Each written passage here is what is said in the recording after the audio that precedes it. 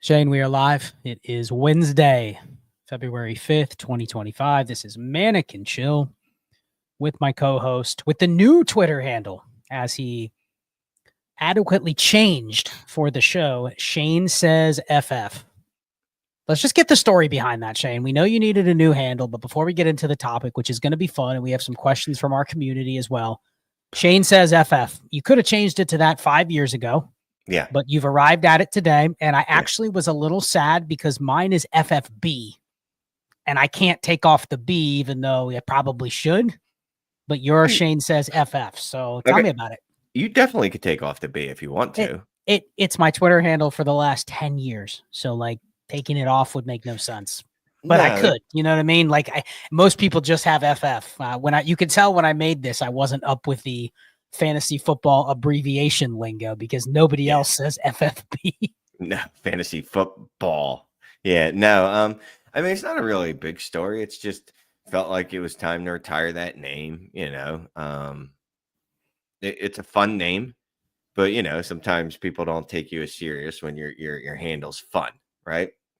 And quite frankly, I was also tired of people just saying like tons off of Shane is the worst. You know, like how many times can you hear like, and I don't mean this to be mean, but like how many times can you hear people be like, oh, you're really not the worst, or you really are the worst. That's why you're the worst. Like, I agree with like when I tweet something, oh, your handle's correct. It's just tiresome. So yeah, last night I was just looking to change it. I didn't realize you could until last night, to be honest with you. And I just tried. But yeah, it also, I have Shane says the show, right? I don't know what you call it. Not the handle, but the display name or whatever was Shane says for years. So it just made sense to do it. So just did it. New name. I had a couple people throw out some names for me. Shane says was actually taken. I did not want to be Shane says and a number because that's stupid. They suggested Shane says 7. Yeah. So no. So I just it's Shane says 764382. Right. Exactly. All right. Well, good stuff. Good evening to everybody. Sorry for being a little bit late. Had something come up that had me traveling and got a little behind in the time. But tonight we're going to talk about 2025 rookie picks, maybe through a little bit of a different lens. If you haven't already viewed the mock drafts that we've done on the channel, we've done a bunch of them. We try to do at least one a week with different formats, different guests between myself and Shane and Ray and John Bauer and Mitch. And then we've had a couple guests on as well, Brandon and Jay Rich. So it's a different group, pretty much every mock, talking through different formats, different decisions, etc. But this is going to be a little different. It's not going to be a mock. We're not going to go through 3 rounds or 2 rounds. We're not going to probably hit on, prospects that are way down in the draft pecking order. But we're going to just talk about the 2025 rookie picks, and we're going to do it from a lens of the current Dynasty market. Now, before we do that, Shane, I think we need to establish some baselines or some parameters here because, we have a trade show called Trades in 5, and half the questions we get are about draft picks, right? I have the 104, 106, 108. What should I do? Like, that's literally the common question we got pretty much all stream last night. But we have to have some baselines. We have to establish some parameters. So I'm going to let you pick the format. What are we working off of here? Like, what type of league, format, scoring, economy? Is it a Trades in 5 league where like nobody's normal, or is it just your average run of the mill? Nobody's normal. When I say nobody normal, meaning those leagues are probably going to have the majority of people that know they have to be active. They have to respond. They probably are going to do things similar to how we do. We only know one speed. So it's going to kind of create that type of vibe in the league. But I'm going to let you pick it. Like, what are we dealing with here market-wise? And then we'll start talking through each pick. We'll take some questions. Then we have some questions from our community as well. So what do you think? Yeah, I'm going to say it's a league with a bunch of normals. Normals, okay. Define normals. What do normals do that, we might not? Well, obviously they love Dynasty fantasy football, right? Because they're playing in Dynasty fantasy football. But they might not listen to 15 to 20 podcasts a day. Oh, they might not. What do they listen to? I don't know. Anything. Music? Well, no. Do if they listen to content, what are they listening to? Like the Dynasty footballers, that type of content, or they just Yeah, real breezy. Real. I don't want Okay. to say casual again. I don't want to make that say like that, but less niche, less in the weeds than us, right? Scoring, considering it's that type of league, it's just going to be basic bitch 1 point PPR, no bonuses for tight ends, or excuse me, for running backs. Always got to have a tight end though, right? But it's probably more fun to make it 1.5 than 1.75 because that's Yep. probably more likely what a league's going to play with tight end premium. But after that, usual super flex, we'll say start 10, 12 by 10, super flex. 25-man rosters. Right. Yeah. Real cookie cutter, Okay. So we're going to go 12 by 10, 1.5 tight end premium, no fancy scoring, just super flex. That's it. Lineup league, 25-man rosters. Hey, you know what though? Do you think, just as an aside, whoever's in here, let me know. Do most leagues now have PPC? Is that like standard for dynasty leagues? You think? I think we should operate under, if you just hit start league on Sleeper and you just left it as it is. Okay. And maybe you bump the tight end premium up like that. Even in my roster construction series, I use a start 11, but I still have to go in and like add a starter. You know what I mean? Add some bench players. So I think if we're just truly going off of what would be the easy, if somebody said, I'm going to set up a super flex dynasty league, I don't think point per carry would be something that they automatically gravitate to. Maybe in our community, it's very popular. Yeah. Maybe on social media, on YouTube, where people are consuming dynasty content, there's some PPC, but I don't think, your casual dynasty league, if you just search Sleeper, is going to have that. So let's honestly just operate without it. And thinking in those terms, right? Part of why we like this class so much, because it's a heavy running back class, we play in PPC leagues. So these dudes are like, what's it, manna from heaven? I believe that's the saying. I don't know what that means, or if I pronounced it correctly. But like these dudes, it's like this class is specifically built for DGen leagues where you have PPC. It's going to be, I'd be interested to see the ADP in leagues with no PPC. Now, I wonder if there's a tool out there that can separate the two so I can get a better idea of it. But yeah, that definitely lowers the value of running backs a bit. Okay, so with that said, and I know you're favoriting some comments, so if you have any thoughts, questions that you want to fire in there, even if they're not specifically related to this topic, feel free to do it. But with that said, like we're just going to operate under that format. So let's just talk macro level. So without getting into whether it's the 101 through 112, just macro level, if you're in a league like this, and this will be good for us because truthfully, we're not in many leagues like this, right? So what would you envision that the feel or the vibe of the league is around this rookie class in a league like that, where people aren't complete fish, but they're also not really grinding like the ADV potential. They're not listening to even the show you put out on Shane Says a couple days ago about, the value of second round picks, and thinking about it, whether the player is going to be good or not is secondary to what can you do with the player if they're average, if they're bad, if they're good. Like they're not going to probably be thinking about that. So what's just a general vibe of how this league is going to view these rookie picks? They're not gonna value them as much. I mean, I've already seen that in, look, I stalk Facebook. I try not to talk or interact with other humans as much as I can, but I stalk it. I'm on a couple of fantasy football sites, and the general consensus that I get from those sites, at least, or those pages, whatever you call them on Facebook, is it's not a good class. It's not a strong class. And I think that's because the quarterbacks are iffy, right? And then the wide receivers, there's Tet McMillan, and then the Luther Burden, Ibuka, Trey Harris, but it's not a class like last year, right? And typically the community is going to think a class that's strong at running back and tight end is not a strong class.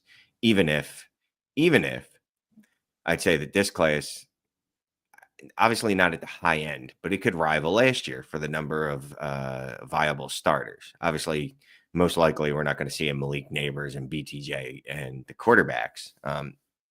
But outside of the quarterbacks, I think this class could have at least a few high-end fantasy producers. But the community in general, I believe, thinks the class is weak. See, I don't know about that. And if you're in the comments, chime in.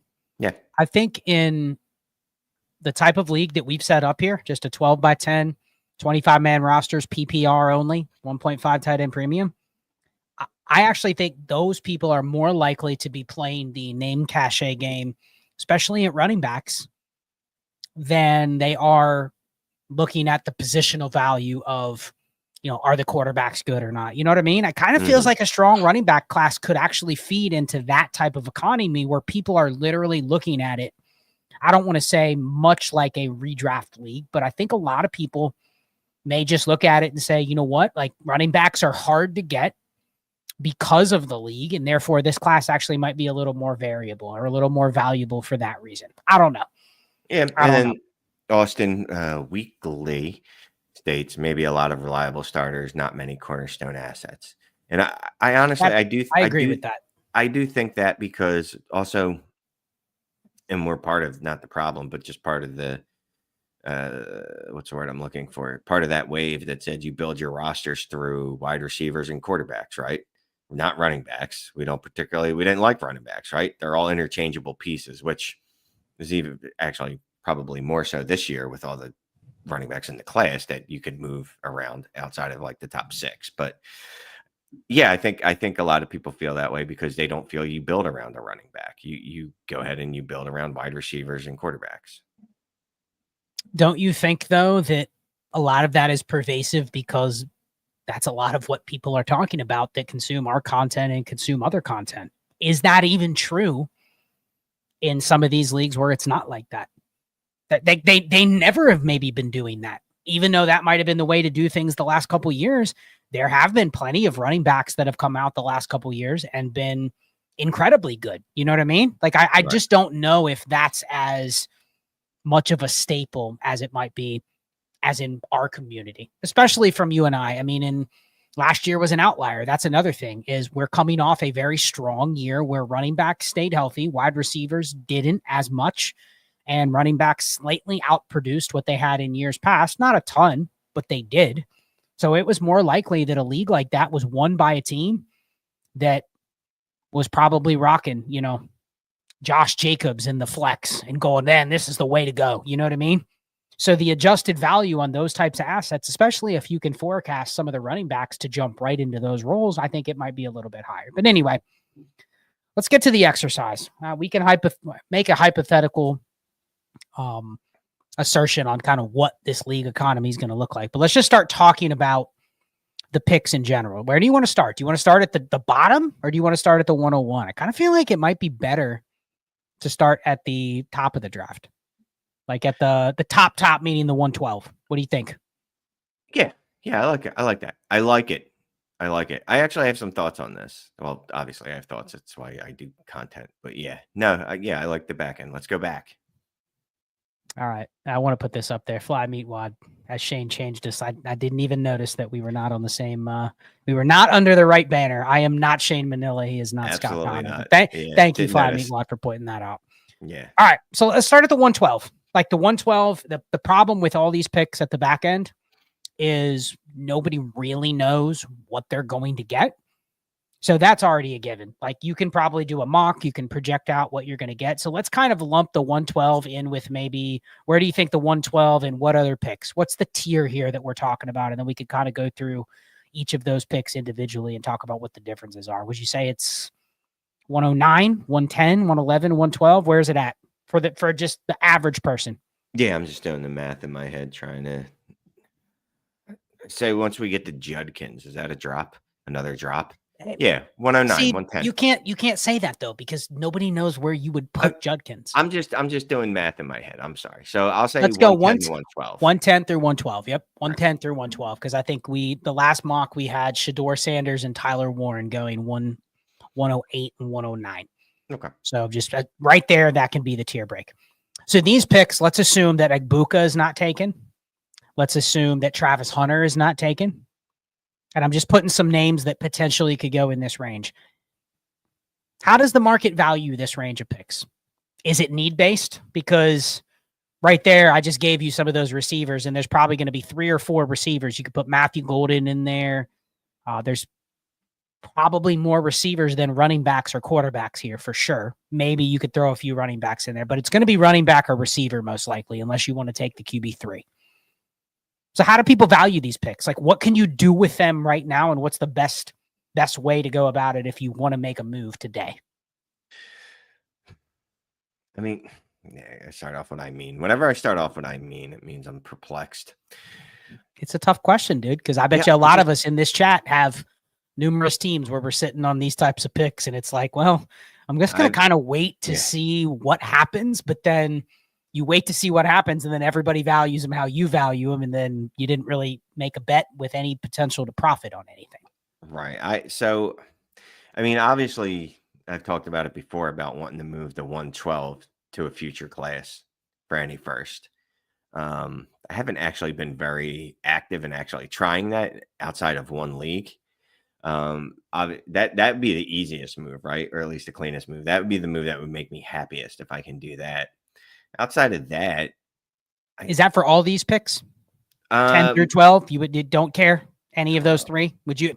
Like, I can tell you, I haven't tracked them completely right now, but I could probably tell you how many of each of those picks I have. Would you just go through and blindly just send them out for a future first, regardless of who the team is that you're sending it to, regardless of, I know this is a specific format, but even in a point per carry, would you do that, or does that change it?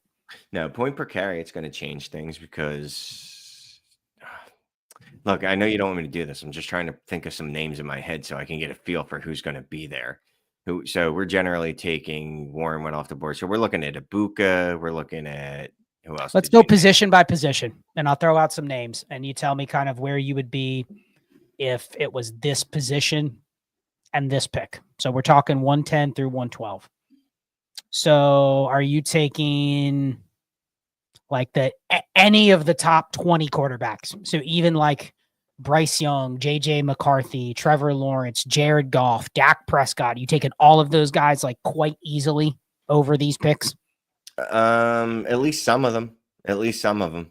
Well, who did I name that you wouldn't? Bryce Young. Interesting. Because I would think that a lot of people would like Bryce Young the most out of all of those that I just so here's the thing, right? Buying those types of quarterbacks, you know I have an aversion to doing that, right? Because what is it? I'm buying a floor. I am buying a floor. Correct. And that is pretty much the antithesis of what's the opposite? I don't know. It's the opposite of what I want to do, right? I hate floor plays. I'd rather get a 0 than 10 points. Probably not. But you know what I mean? Like the thought process is I'm shooting for upside. What's the upside with Trevor Lawrence, Bryce Young, and even Dak? And I like Dak. It's not very high. So I probably actually would just hold on to the pick because now the pick is more fungible. I haven't used that in a while. It's more fungible and I can do other things with it. Once I trade for Dak Prescott, he's on my roster for a long time unless I'm willing to like take a loss on him because I don't know that I could reflip him for a first if it came down to it. So I actually think I'll pass on all those quarterbacks. I think you're crazy. People are going to. Is it fair to say, and I'll let you explain the reason. Is it fair to say that quarterback with those picks is very much, do I need one for my team or not? Well, yeah. And if I don't, then if I already have 2 of those guys, there's no point in buying a third, right? But if I don't have one and I'm going to take one regardless, like I'm the one that's going, man, I'll give you 2 seconds to move up 1 spot to take Jackson Dart 3 spots ahead of his ADP. If that's your plan, you'd love to get one of these guys for that pick, right? Yeah, maybe. Look, Jackson Dart, whose was it? Was it Daniel Jeremiah? Just had him 7 overall. I'll just say this. I'm not an insider by any stretch of the imagination, but we did a really deep dive on Jackson Dart today in the Discord. You weren't in there. Sorry, Shane, that you missed it. But like if you just objectively look at stuff that's outside of what people that like me would not look at, right? I'm not the one looking at all his throws. Oh, can he make this throw? Can he run this type of offense? Can he read this type of defense, right? Like all of those things, I would rely on somebody else. But if you just look at his analytics, if you look at a lot of the stuff that you could compare him on paper to other quarterbacks that have been successful, he checks all those boxes, right? The only thing missing, and we were talking about this quite a bit today, is the NFL draft community. And I know it's only February. The NFL draft community is a lot of groupthink. right? Jackson Dart was never the consensus QB 3, 4, even 5, right? And now that it's looking like he will be, you're going to start seeing people doing what? Right? Like Jordan Reed and Matt Miller, they all see each other moving them up. Right. You know what I mean? So you're not going to see an analyst that covers the draft that by time we get to April has Jackson Dart anywhere close to outside the top 50, right? They're all going to go, well, maybe I don't think he should be a first round pick, but everybody in the know is talking about he could go in the top 10, top 15. So what is everybody going to do, Shane? The way you would say, I don't believe in him is you're not going to put him at pick 60. You're going to say, maybe he'll slide into the end of the first. You know what I mean? But his cumulative opinion is going to go up just based on groupthink. And that happens a lot. Had this been Quinn Ewers and he had been in the QB3 spot from the get-go, he would be firmly in the middle of the first and people would be fine with it. You know what I mean? Mm-hmm. So I think it'll just take a while to get there. But objectively, based on data, there's no difference between Jackson Dart and Bo Nix. None. And I'm not saying he's going to be Bo Nix, but you can't just look at him and go, he's not good. Because if you ask somebody that's majority looking at the data, they would go, well, why don't you like Jackson Dart? I just don't think he's that good. I don't like him. They can't name a specific reason. So this is why it was funny. And to be fair, it's hard to evaluate quarterback without having reasons, right? Like if you could just look at data, it would be the easiest position to pick through, but it's clearly not. So I'm not saying that's discrediting. It's just you ask people why, and a lot of people in the fantasy space would go, well, I don't think he should be a first round rookie pick. Well, just because I'm not sure how good the NFL thinks he is, but the NFL group think is going to move him up, so we're going to move him up. Well, so there is a difference between the people doing mock drafts and the NFL actual draft, right?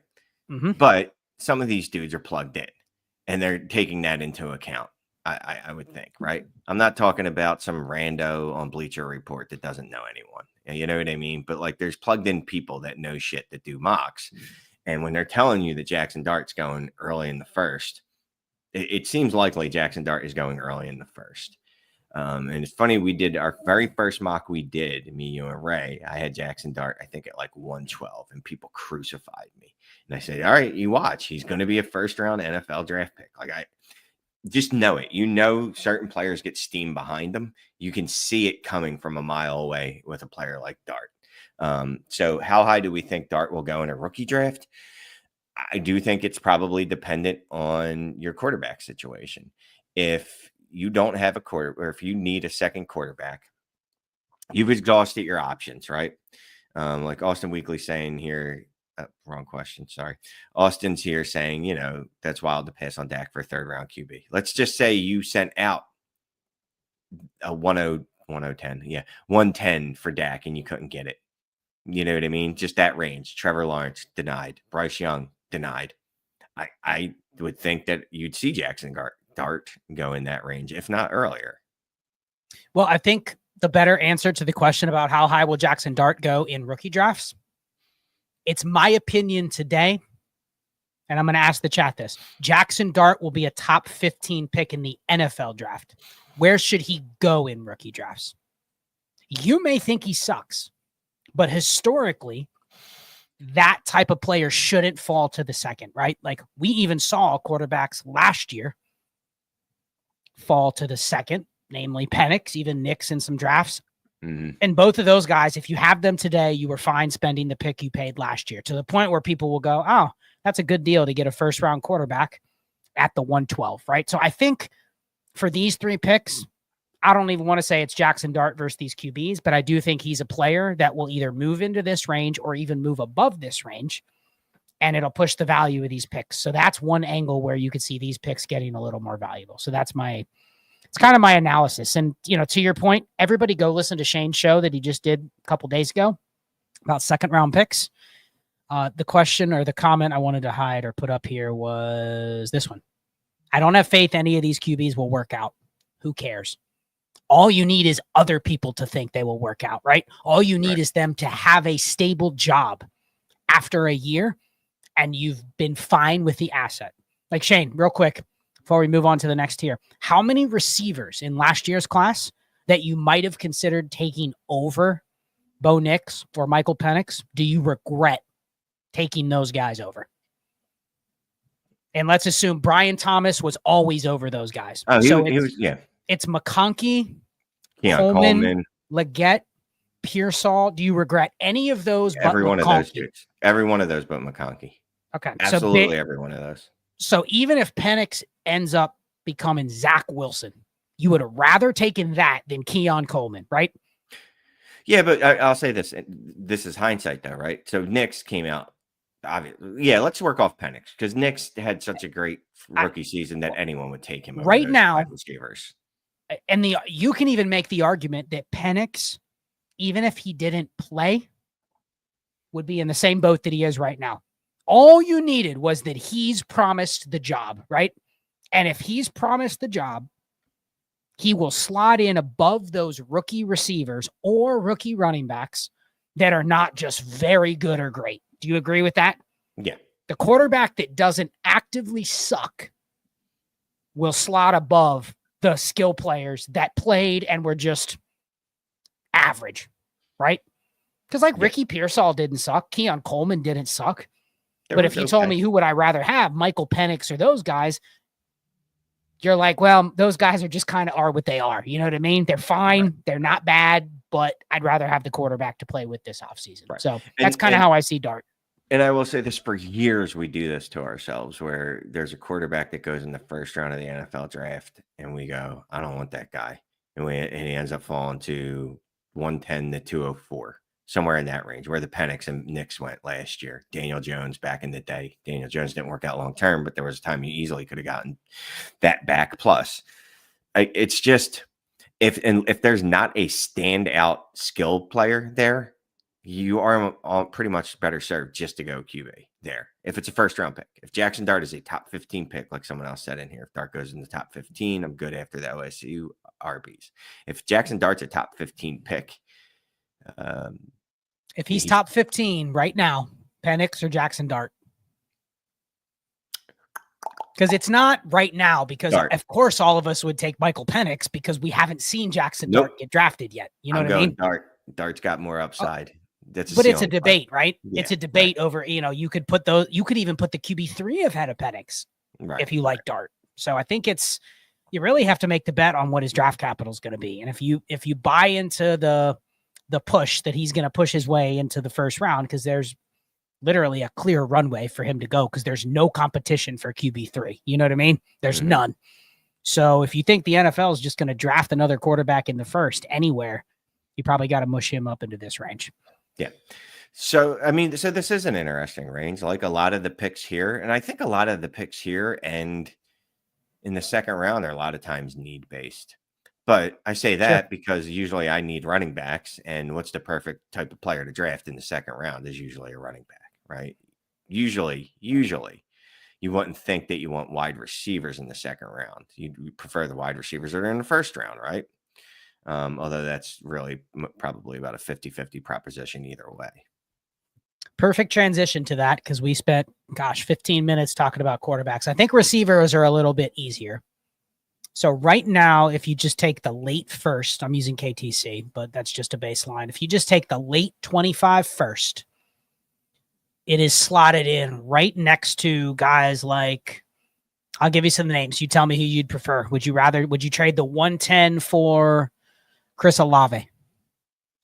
No. Would you trade the 110 for Jalen Waddle? I think about it.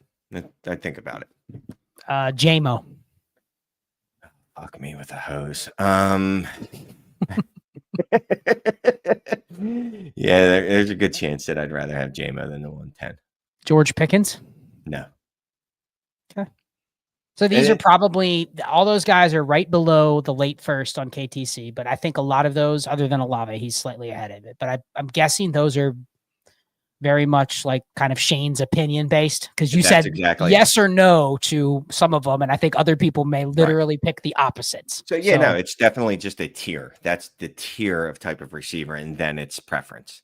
Unless you're just saying flat out no to every one of those receivers, or yes to every one of those wide receivers. So doesn't the logic of unless you have extreme conviction that one of the receivers you're taking a shot on there can just be an absolute hammer, that it's not a bad move if you're looking receiver and that's really what you want out of this class? There's not guaranteed to be one right there, right? There might only be 3 or 4 first round receivers in this class, right? But what if not the one you want is there? You know what I mean? Right. So I think if you're looking receiver, I'm very comfortable shopping in this range of receivers that are veterans. And the only thing I'm giving up now would be the opportunity cost of being able to pick a different position that I wouldn't have if I trade for Chris Olave. I have a receiver, you know what I mean? Whereas on the clock, I might have a quarterback, I might have a running back. Like, it's the flexibility that you're trying to value. But I think if you're going, oh man, I really love Egbuka or Matthew Golden or Travis Hunter, and that's who I'm targeting there, I have no problem picking your flavor of the week of receivers in this range and just making that trade. Yeah, I mean, if you're going the receivers in this range, you're literally going, I know what these players are, and I'm willing to take the risk that the players that aren't in the league yet can surpass that. I know Jalen Waddle is a wide receiver too. I know that Chris Olave, when he plays, is a mid to low end wide receiver too. I know George Pickens, if he can get his shit together, is a wide receiver too, right? It's just going, all right, well, maybe I'm just taking a shot on the wide receivers here. Now that's a whole other conversation, but that's probably why you would be drafting wide receivers there, is like, you're like, all right, I already know what this is. And some people, that's fine. Some people are like, I just want to know. The known quantity is all I want. And then there's other people that go, you know what? Give me that mystery box and let's see what that mystery box turns into. So real quick, if you have 2 of these picks by chance, let's say you're one of the teams that has the 110 and the 112, you cannot trade for any of the top,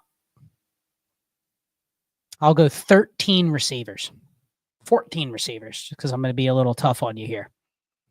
So you cannot get AJ Brown, Garrett Wilson, JSN, Marvin Harrison, Ladd McConkey, Drake London, Nico Collins, BTJ, Puka, Amon-Ra, CD, Neighbors, Jefferson, or Chase.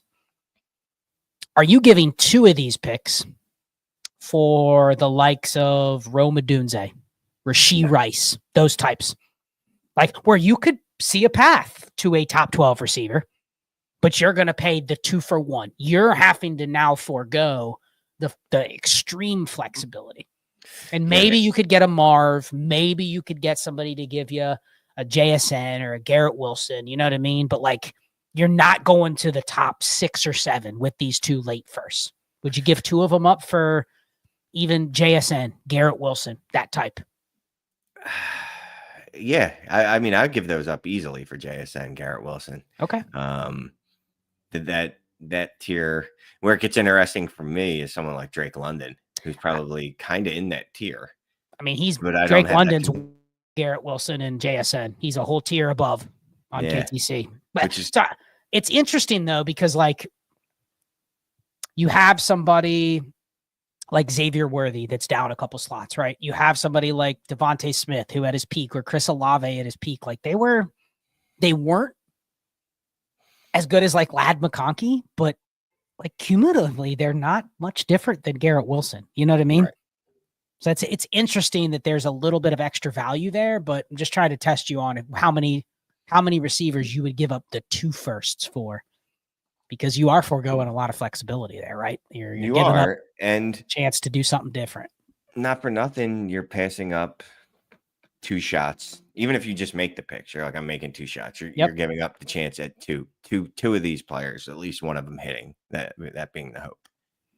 I assume anybody Nico Collins and above, you would happily do it. Nico, Puka. Yeah. Okay. Yeah. So absolutely. That's where I would start. Yeah. That's where I would start. If I have 2 of these picks, I'm aiming up there, and then, seeing what that line might be. So let's just move it up a little bit. Would you go, since we're doing a little thought exercises, like when we do this, would you be willing to go 106 and 110 for that Nico Collins tier?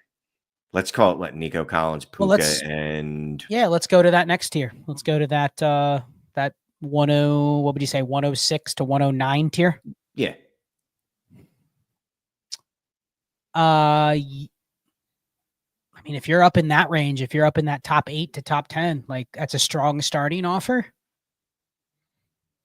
I think it depends on what you want to do with those picks. Like if you have them right now, what is your plan? Because I have a couple teams where I have a bunch of picks, but that I feel like there's going to be a window where I can do something different. Maybe not better, but I feel like there's a better time to do that than just do it today. You know what I mean? And we play in a lot of 12 teams start 13 leagues. You know what I mean? Where the thought of giving up three picks, even if it's like a second thrown in for one stud, isn't as appealing. So in this format, I think I would do that.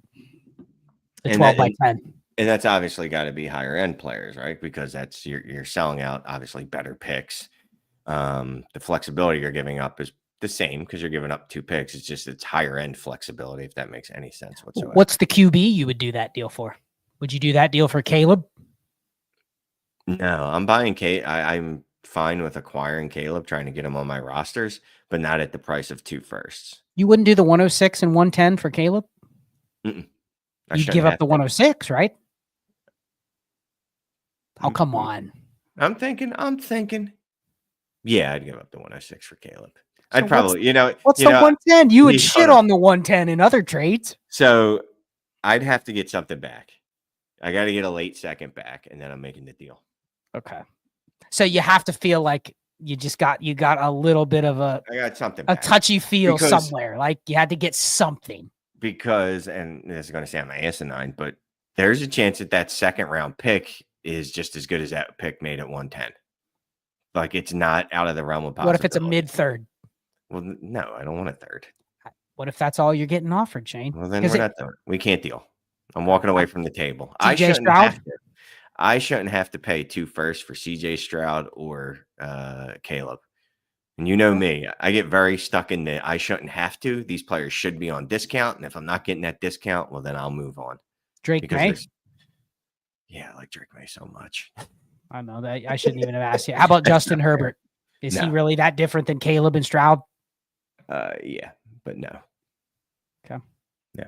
No, meanwhile, if he gets Tyler Warren there in the first, I don't think. Yeah, you don't know any of this. Yeah. This is you're doing these deals like because honestly, this show wouldn't be fun to do 2 days before the draft or 2 days after the draft. Like everyone's gonna already change. You know what I mean? Yeah.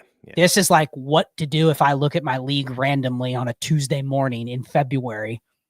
How do I go about making offers that have a chance to actually get done? So talk about the rest of this tier, the 106 through the 109. I want to ask you specifically about running backs. I think the quarterbacks are kind of like pick your flavor between quarterback 10 and 20. There's a bunch of them in there. A lot of leagues, you can't even get those guys for a single pick because if I offer you the 108 and you're giving me Trevor Lawrence, a lot of people are just going to look at, well, what quarterback can I get with the 108? And they're like, I like Trevor Lawrence better, so I'm not going to do the deal. Even though if you had 3 QBs, you would happily deal Trevor Lawrence for one of those picks because you don't need it. So I think it's very much like need-based at QB. So I'm going to ask you at running backs.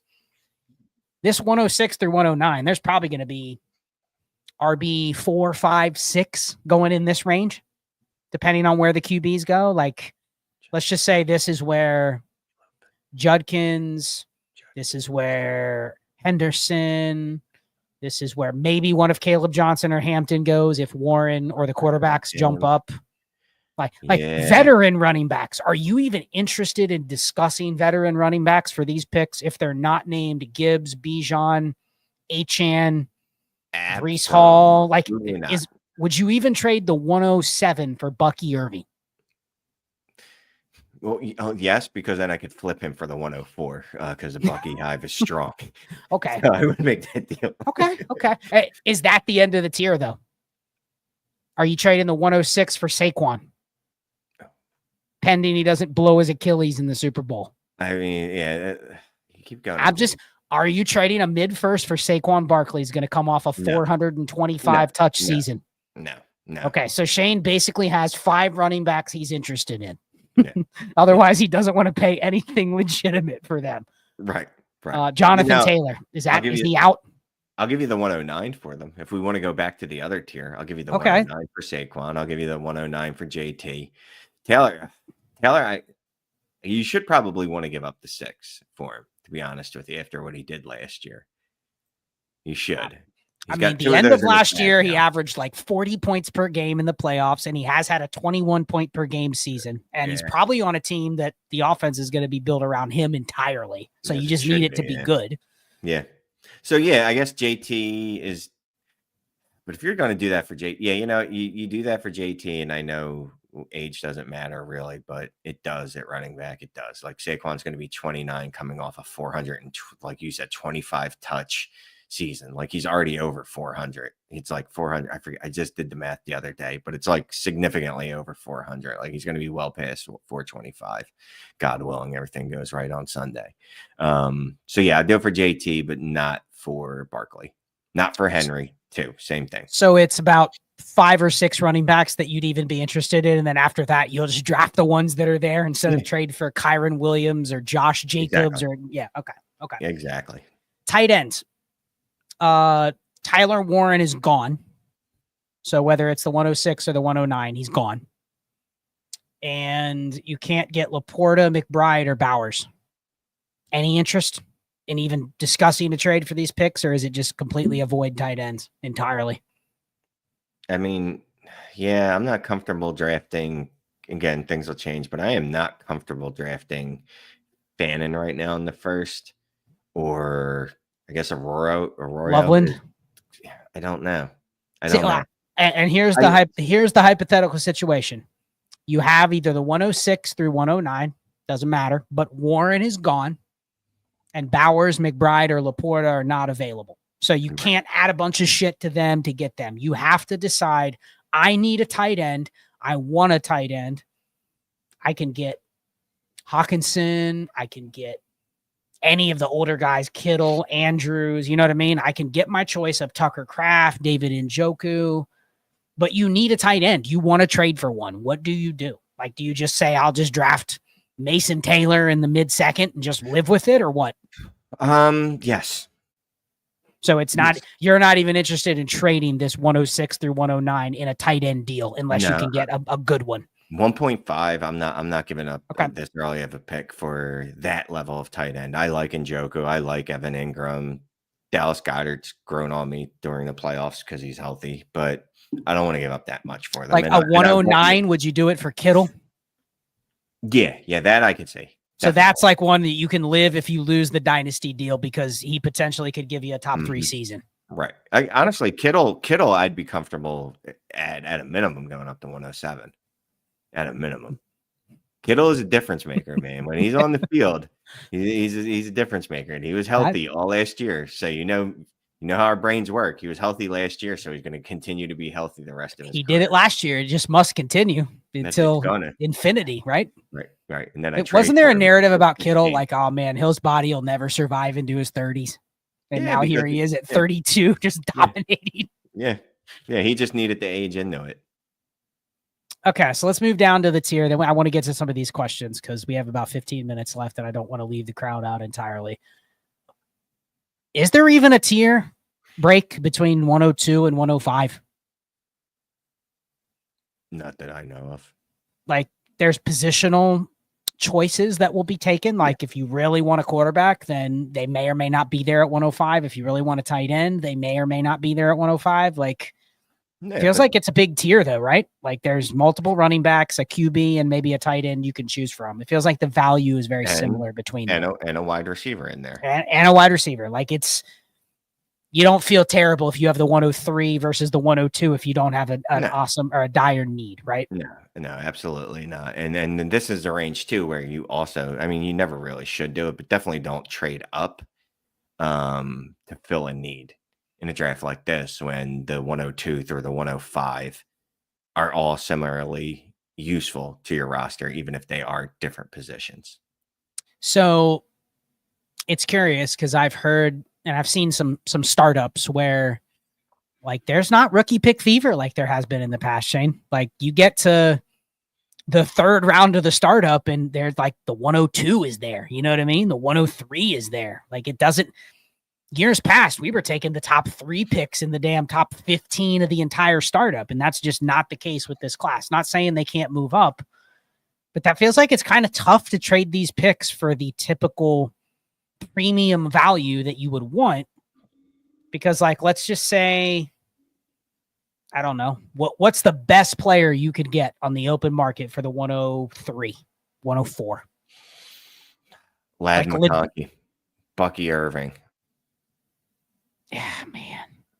And that just doesn't have the same sex appeal as the Right, picks in the past years would have had, right? there's been classes where you could legitimately go, I'll give you the 103, you give me AJ Brown. I'll give you the 103 and a late second, you give me CD Lamb, depending on the class. And people would be like, yeah, I can do that. Yeah, I'm good with that. And what would typically drive somebody to make that? Would it be if there's an elite or two quarterbacks that are there that like the Caleb, Jaden Daniels, that type, like that? Yeah.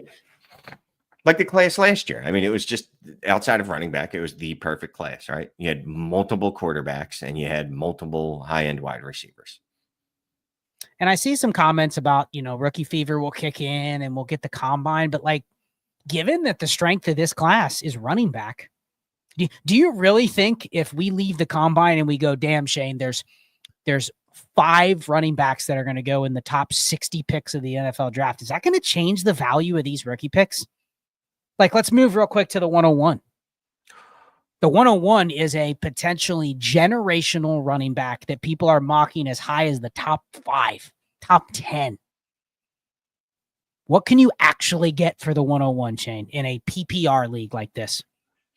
You can't get an elite player, at least from what I've seen. Well, I haven't tried. There's that. No, that's not true. I offered someone the 101 for BTJ. And I don't think I got a response, or it was rejected. One or the other. I don't remember. I'm pretty sure it was rejected. Yeah, you can't get BTJ, obviously, by that same. And he's not parallel. An elite player. He's a great rookie, but he's not like a top 10 asset. Yeah. You know what I mean? He's not CD Lamb yet, right? Like, he hasn't done it for multiple years and still only 25 years old. I wonder if you could even get I don't mean to say it like that, but could you get a Nico Collins for the 101? Puka? KTC has the early first. Now that's just early first. It's not 101, but it is in the range of like CJ Stroud, Caleb Williams, Drake May, Justin Herbert, Patrick Mahomes, like Drake London, Lad McConkey, Marvin Harrison. Like, any of those names, would you give up the 101 for? Because that's pretty fair. And none of those guys, now a couple of them could be top 10 assets, first round startup assets, but they're clearly not. So if that just tells you, I mean, literally KTC has the early first going in the mid third of the startup. Years past, people were taking the 101 at the 105, 106. And that's probably too high. But if you had that pick last year, if you had the 101 and the 103 last year, you were sitting on 2 top 20 assets in Dynasty.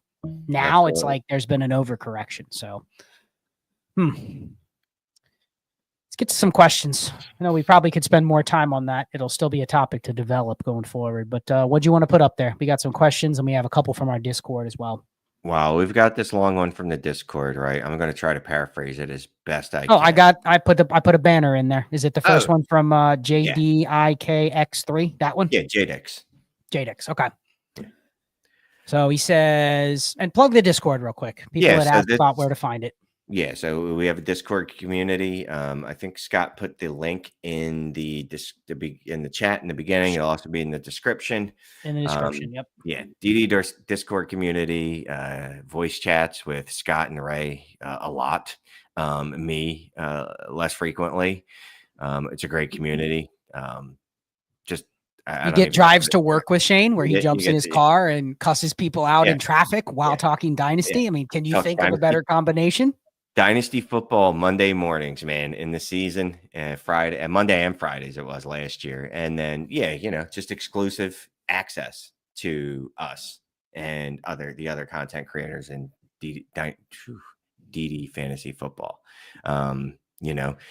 We get DMs from people all the time, or we get at it. And those are the people that I'm going to go respond to first, not the Twitter DMs that get blown up like, hey, Shane, quick question. And then it's a 14-page novel. But guess what?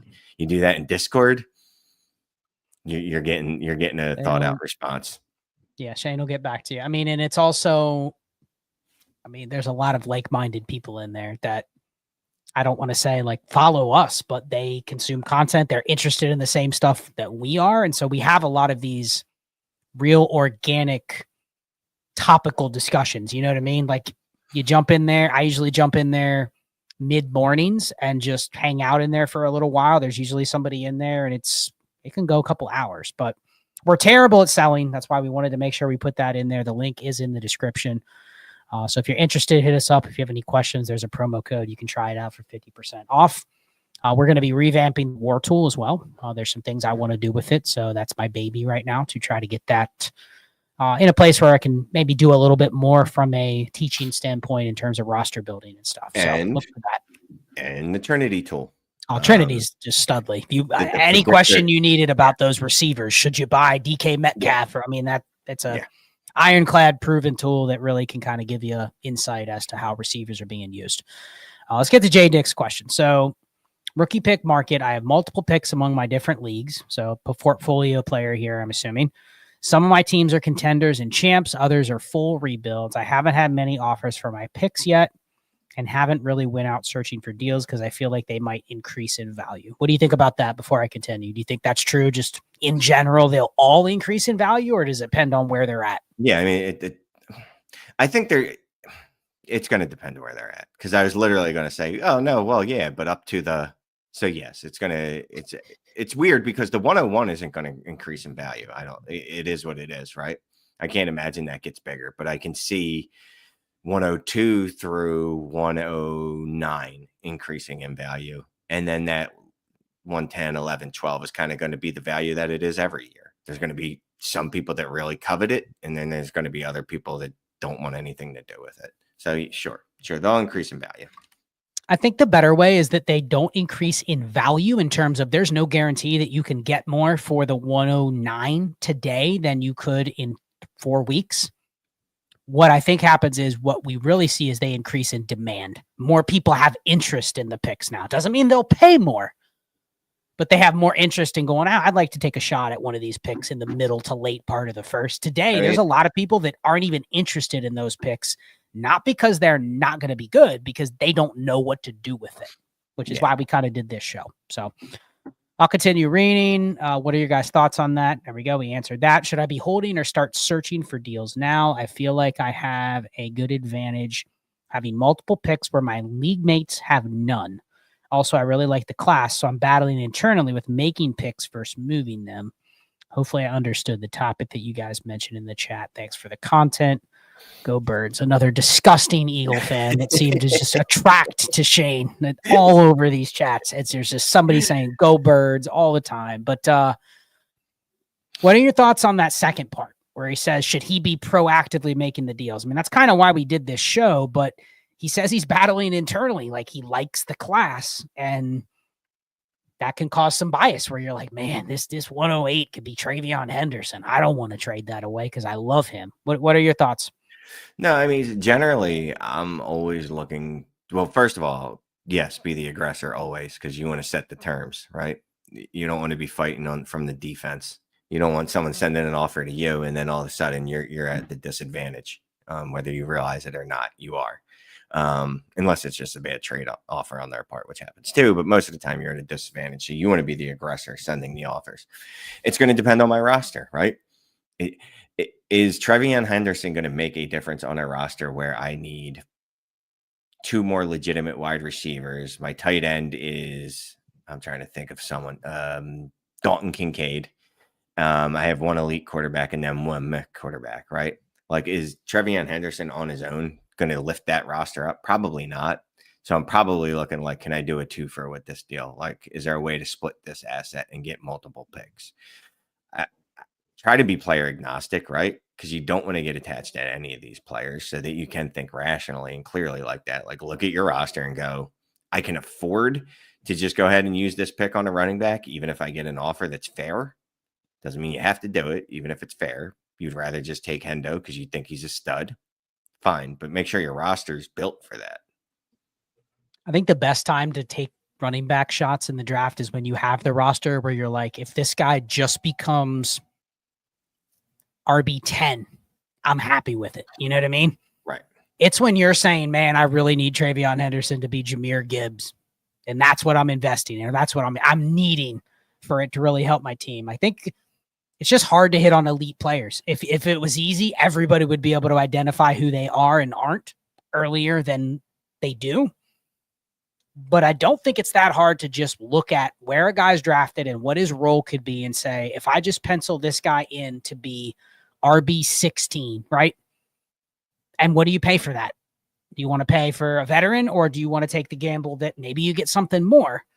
But I think that's the best place to be when you're drafting running backs. And you probably don't want to have to use a high first to do that. You know what I mean? Like, I want to try to do something else different if that's my expectation or that's my roster needs. I saw Bindle's in here. No grass-fed beef and Segas tonight. Yeah, that's just going to be a once-a-year thing. But that was fun. Anybody that saw that photo, it was a different show. We'll talk about the story behind that. But it was kind of like we just went out there and took the picture. And it ended up being like a super big hit. So thank you, everybody that commented on that. Shane, Tony Perez says, who's your biggest Senior Bowl riser? What's funny is I went to go grab that, and then you grabbed it, and then we're literally looking at the same one. It was a perfect question. Who is it for you? Like that, I know you came into it with certain impressions. What is it for you? I hate being the stock answer because everyone's going to say Arroyo, right? Everyone's going to say that. I think at least. It can't be Ollie Gordon, can it? Like, I feel like Ollie Gordon. Neither of mine. So I think I don't think you're right or wrong. Yeah, I feel like, so, it's different levels. Like, biggest riser, like Brashard Smith. You know what I mean? Before the Senior Bowl, I hadn't a clue who that dude was. After the Senior Bowl, I absolutely know who that dude is. And he was is that a real guy? He is definitely a real guy. He's definily a real guy. Is that a real player here? Or is that just one of the water boys? Yeah. 100% a real player. So yeah, he was a riser for me. And then obviously a dude like Marcus Yarns, another guy, Delaware guy that wasn't on a lot of radars. And I forget, someone was talking about him on one of the Senior Bowl podcasts, like one of the national networks. And I thought that was cool. Most people, it's like Dart and Aurora. I forget it. I'm done. It's Dart for me. Yeah. And it's not because I think he's incredible. I think that Senior Bowl week, compared to the fact that Cam Ward wasn't there, Shador Sanders did nothing at the Shrine Bowl, Will Howard pulled out, Quinn Ewers wasn't there, Jalen Milroe wasn't great, Jackson Dart, just because he went there and just how he's being talked about after the Senior Bowl, he's got to be the biggest riser. He's the one player from the Senior Bowl that if you told me he's a locked-in first-round rookie pick, I would be like, I agree. Oh, yeah.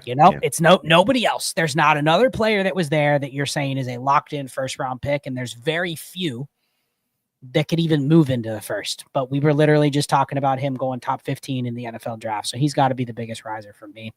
Yep. What other questions you want to pull? We got, maybe let's go 5 more minutes or so. What else you see in here that's interesting? Okay. If Hunter doesn't declare as a wide receiver or quarterback at or after the draft, how risky do you draft him? End of round 1, higher. You want my theory on this? Go. He won't do anything testing-wise. Nothing. He doesn't have to. He's seen as the best prospect or second best player in the draft. Why would he do anything? There's no reason to buck the potential that he's not the most athletic player at both corner and receiver, right? So I don't think we get any testing from him. I think when he's announced, he'll get announced, and maybe he'll say he wants this, or it will be what the team does. He'll be announced as athlete Travis Hunter, not receiver, not corner. They won't tip their hand at whether they're going to use him. So I don't think we get any clarity. You can get opinion from people like this is what we think he should do, or this is maybe what he wants to do. But I don't think we get any clarification that like we're drafting him as a receiver. We're not drafting him to play more than 15 snaps a game. Like you're not going to get, this is just my hypothesis. You're not going to get any of that before your rookie draft. Yep. With all of that said, Shane, how do you then play Travis Hunter? Because smart people say he's the best receiver in the draft if he played full-time receiver, or he could just not ever play offense. And absolutely based on absolutely nothing, because I know nothing. My mind tells me he's going to play wide receiver full-time at one point. Is that just a gut feel? It just is. Who makes more money, man? Who makes more money? Receivers get more money earlier and on the tags. Their tags are higher. So yes, you could use that logic for sure. And that's where my head's at. You know what I mean? Like I've never been a dual athlete in one sport or any sport for that matter. So I can't imagine, You mean what he kickball preferred. and badminton? You weren't dual Badminton. sport? I was the man in badminton. Sorry. Yeah, I just have that sense that he's going to be a wide receiver. But even with that, I don't know that I could draft him higher than 110 because if he's not, then I just absolutely burn that pick for nothing, for absolutely nothing. Because there is always the opposite. He could always just really, really enjoy being a cornerback. You know what I mean? Um, yeah, Garrett's bringing up that he could get more attention at wide receiver than quarterback or cornerback. Yeah, I mean he could, although after his previous few months, I don't know if he wants more attention, to be quite honest with you. But I'd say I'm comfortable taking him as high as the 110, but it is risky. Yeah, it'll be one that any nugget of information that we get on him, I think will be something that gets analyzed. But my prediction is I just don't think we need to probably bet that we're going to get a lot of info. Like we're not going to get clarity. Okay, he's a receiver. You know what I mean? Yeah. Okay. Part of the reason he's like a mystical best player in the draft is because we don't have any of that. You know what I mean? Like I just doesn't feel like there's any reason to expose any of it sooner rather than later. All right. Josh just notes I think you can get a good tight end or running back at 112. Good wide receiver is easier to find than a running back that is going to get good snap share. I don't know. It's 112. There's going to be some wide receivers there that I think they're going to get second round capital that we're going to go, you know what? Maybe I like this wide receiver class a little more than I thought. I mean, Ladd was a second. Rashee Rice was a second. Like sometimes the elite receivers that all go in that range are not the firsts. You know what I mean? It's not the late first. It's the early second. So, I mean, I think it's probably league dependent too. Like I assume you would trade a 110 through 112 for just a 1 to 2 year mercenary running back, right? Like a Jacobs, a Henry, like that. That's pretty simple for you. Yeah, I would do that. But not all league markets are like that, though. A lot of teams that have those guys are like, I'm not trading them. I'm not trading them because I'd try to replace them with the RB6, and that's just not going to work. So, all right. Real quick trade question. Would you trade the 105 and a 26 first for Marvin Harrison, assuming 12 by 10? I have no idea if that's what it is. I was going to say, Cheesehead, that it's very subjective because we don't know the format. Let's assume this format we're using for this show, 12 by 10, PPR only. Would you do that? 106 and a 26 first. Probably not. Even with all that talk about it's almost impossible to get really elite players. Like I know he's not really elite, but that's essentially like trading the 2 mid to late firsts for players in that tier, right? Yeah. Kind of the same thing. It's like the 106 and the 110. It's basically the same thing. I'll say this. I would sit on that deal for a little bit and go back and forth. What's your hesitation? Is it if you're sitting on it, that means you have a little anxiety or worry before you hit accept. What is built into that anxiety? Is it there could be a better deal that I could get, or because I know you're interested in trading those picks. What else can I get for those picks? Okay. Is there another wide receiver I can get for those picks that I saw produce at a level that I'm comfortable with? 16 points, 17 points per game, 18 points per game, etc. Part of the concern about Harrison last year, a lot of people were talking about it, is Neighbors had a higher ceiling, and it felt like Marv might have had a higher floor, but the ceiling wasn't as high. And it's his rookie year. He had 11 points per game, which isn't bad for a rookie. It's just he didn't do have a higher floor either. Right. So it's a little hesitant, If I can talk myself into that 26 first being late, if I can convince myself of that, I probably make the deal. What if I told you every receiver above Marv all declined? Are you then more comfortable saying that's probably what it takes to get a receiver in this range? That's the market. Yes, I'd be more comfortable with that. And that's probably, me, that's probably what I would do. I would probably send out those 2 picks to I would get that offer and then send out that same, reverse to other people for the best wide receivers until I got to his range. We had one more. I don't want to leave this one unsaid, but it's Vapad. He's a Discord member. And I also want to give a shout out to Cheeky Hobson. I didn't say good evening to Cheeky, but he's been in the Discord for, gosh, a while. I think since longer than me. Yeah, but I think right since DTI 5 came on board, he's been in there. So what's up, Cheeky? Let's get the Vapads real quick, and then we'll get out of here. Unironically, how do you combine picks that people aren't excited about to accordion up to picks that I care about? So he obviously talks about a unique league here, a 32-teamer. So let's just forget the 32-team part.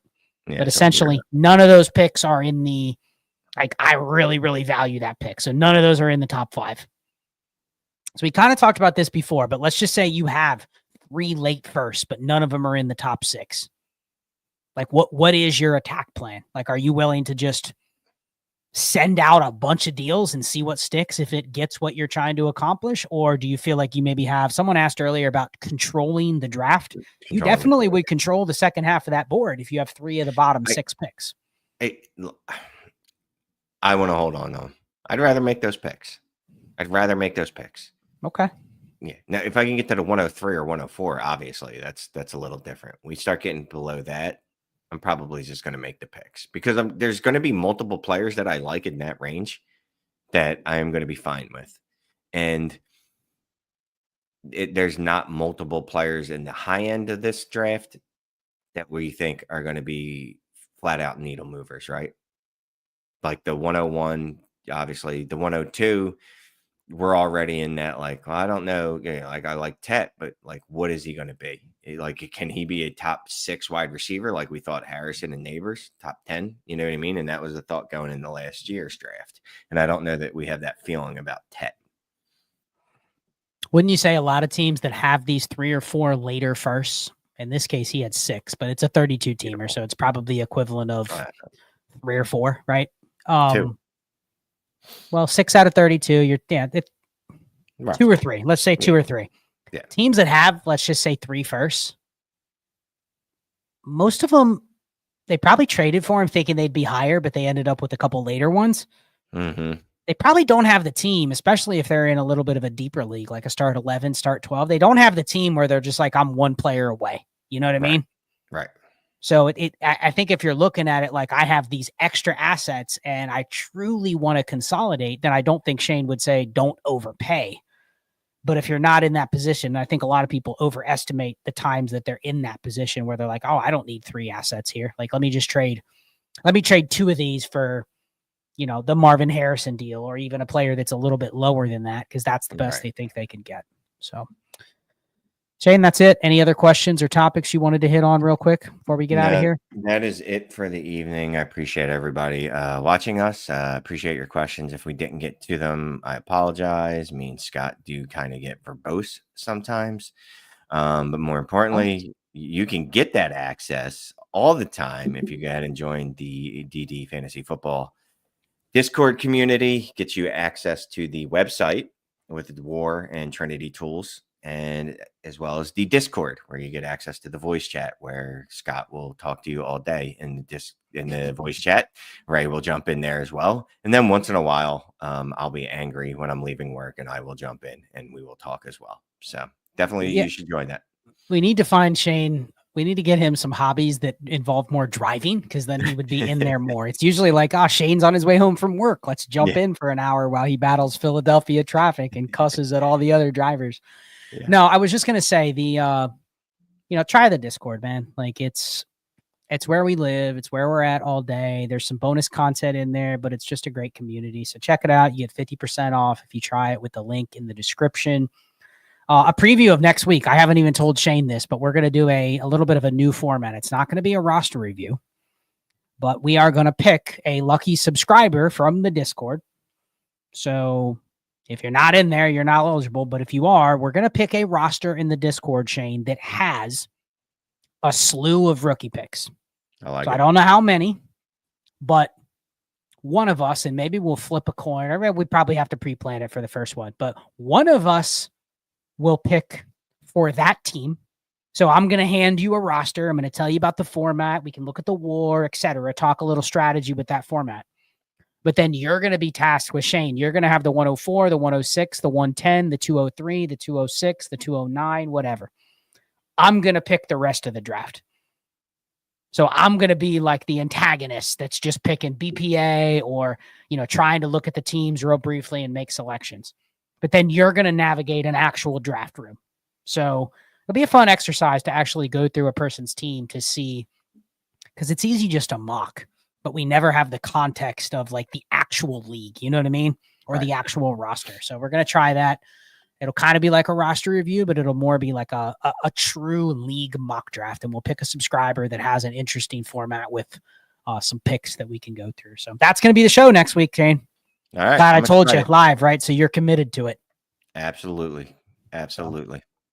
Cool. Well, good stuff. Thank you, everybody. Tap in, hit us up in the comments. We'll engage with you there and check out the community if you're not in there. So thank you. Have a good night. See you next time.